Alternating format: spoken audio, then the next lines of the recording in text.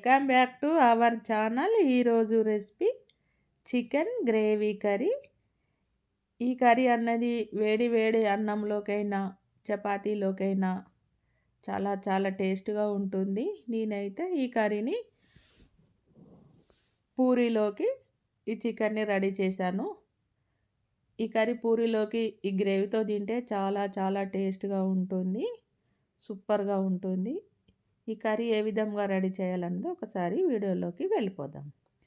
నేనైతే 1 కేజీ స్కిన్తో తీసుకున్నాను. ఈ స్కిన్తో చేస్తే కర్రీ అనేది చాలా చాలా టేస్ట్గా ఉంటుంది. ఈ చికెన్ని ఒకసారి శుభ్రంగా క్లీన్ చేశాను.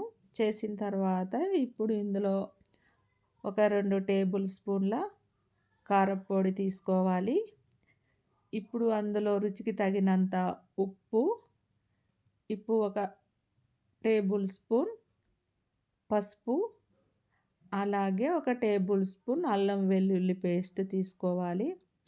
ఇప్పుడు కొంచెం జీలకర్ర పౌడర్, వేయించి రెడీ చేసుకున్న జీలకర్ర పౌడర్, అందులో ఒక 2 చెంచాల ఆయిల్ వేసుకొని ఉప్పు, కారం, పసుపు, అల్లం వెల్లుల్లి పేస్టు, జీలకర్ర పౌడరు చికెన్కి బాగా పట్టించాలి. కర్రీ అన్నది అప్పుడే చాలా టేస్ట్గా ఉంటుంది. ఇవన్నీ కలిపి మనము ఒక 10 నిమిషాల పాటు ఈ చికెన్ని పక్కన పెట్టేసుకోవాలి. ఇప్పుడు గ్రేవీ కోసం ఏం తీసుకోవాలన్నది నేను చూపించబోతున్నాను. ఒక మిక్సీ జార్ తీసుకొని ఒక 10, 20 చిన్న చిన్న కొబ్బరి ముక్కలు తీసుకోవాలి. అలాగే నేను ఈ గ్రేవీని గుమ్మడి గింజలతో రెడీ చేశాను. పేస్ట్ని ఈ గుమ్మడి గింజలు వేస్తే కర్రీ అనేది చాలా చాలా టేస్ట్గా ఉంటుంది. జీడిపప్పు వాడకుండా నేను పేస్ట్ని ఈ విధంగా రెడీ చేసి పక్కన పెట్టేసుకున్నాను. ఈ కర్రీ చాలా టేస్టీగా ఉంటుంది. ఇప్పుడు స్టవ్ వెలిగించుకొని ఒక వెడల్పటి గిన్నె పెట్టుకొని కొంచెం ఆయిల్ ఎక్కువగానే వేసుకోండి. ఆయిల్ వేడెక్కిన తర్వాత సాజీరా, ఒక 3 లవంగాలు, ఒక దాల్చిన చెక్క ముక్క వేసుకోవాలి. వేసుకున్న తర్వాత సన్నగా కట్ చేసుకున్న ఉల్లిపాయ ముక్కలు వేసుకోండి. వేసుకొని ఉల్లిపాయలు కొంచెం దోరగా వేయించుకోవాలి, మరీ మాడనివ్వకూడదు. ఇప్పుడు అలాగే ఒక 3, 4 పచ్చిమిర్చీలు పొడుగ్గా కట్ చేసి వేసుకోండి. వేసుకొని పచ్చిమిర్చి కూడా ఫ్రై కానివ్వండి. అయిన తర్వాత ఇప్పుడు ఇందులో కొంచెము మెంతి ఆకు శుభ్రంగా కడిగి చిన్న చిన్నగా కట్ చేసుకొని మెంతి ఆకు వేసుకోండి. చికెన్లో మెంతి ఆకు అన్నది చాలా టేస్ట్గా ఉంటుంది.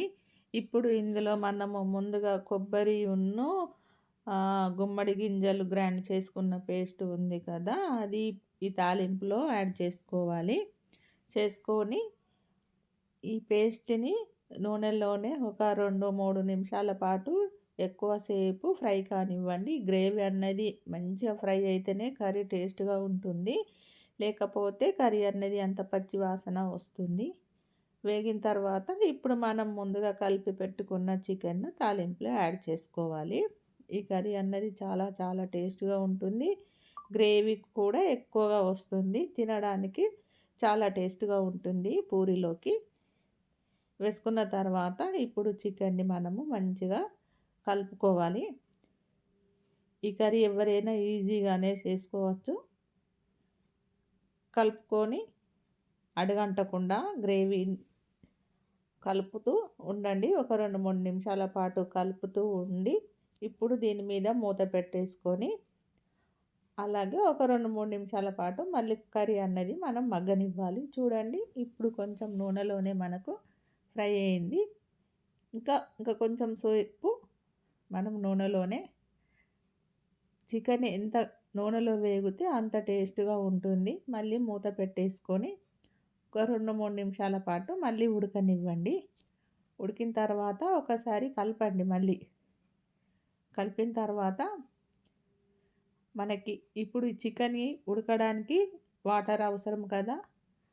మొత్తం కలిపిన తర్వాత ఇప్పుడు మనం ముక్క ఉడకడానికి సరిపడా వాటర్ వేసుకోండి. మరీ వాటర్ ఎక్కువ వేసుకుంటే గ్రేవీ చిక్కగా రాదు, పల్చగా ఉంటుంది. పల్చగా ఉంటే గ్రేవీ టేస్ట్గా ఉండదు.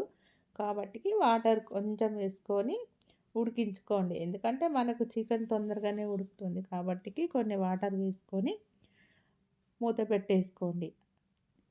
చూడండి మనకు గ్రేవీ ఇంకా కొంచెం దగ్గర పడాలి. ఇంకా కొంచెం వాటరే ఉంది కర్రీ. దగ్గరికయిన తర్వాత మనం ఇప్పుడు ఇందులో కొంచెం గరం మసాలా అంటే లవంగాలు, యాలకులు, దాచిన చెక్క పౌడర్ గ్రైండ్ చేసుకొని పెట్టుకుంటాం కదా ఎలాగో అది కొంచెం వేసేయండి. వేసిన తర్వాత కొంచెం ధనియాల పౌడర్ వేసి కొంచెం సన్నగా కట్ చేసుకున్న కొత్తిమీర ఆకు వేసుకోండి. అంతే ఈ కర్రీ చాలా చాలా టేస్ట్‌గా ఉంటుంది పూరీలోకి. ఎవరైనా చాలా ఇష్టపడతారు. ఇది గుమ్మడి గింజలతో చేసిన కర్రీ ఇది. ఎప్పుడు జీడిపప్పుతో కాకుండా ఈ గుమ్మడి గింజలు కూడా మనం కర్రీలో వాడుకోవచ్చు. చాలా టేస్ట్‌గా ఉంటుంది. ఈ వీడియో నచ్చితే లైక్ చేయండి. మీ ఫ్రెండ్స్‌కి షేర్ చేయండి. Thank you for watching.